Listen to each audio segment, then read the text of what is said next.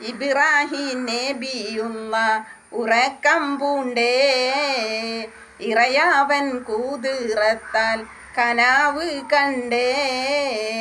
ഇബ്രാഹിം നബിയുള്ള ഉറക്കം പൂണ്ടേ ഇറയാവൻ കൂതിറത്താൽ കനാവ് കണ്ടേ. മരുഭൂമി വളർന്നൊരു തൻ പ്രിയപുത്രൻ മണിയായ ഇസ്മായിൽ ഇണബലി നൽക മനതാരിലരുളിയ കഥയത് ചൊല്ലാം. മനഞ്ഞെട്ടിയുണർന്നിടേ നബിയും വന്നേ മണബീവിയ ഹാജറയോ ദൂരത്ത് പിന്നെ.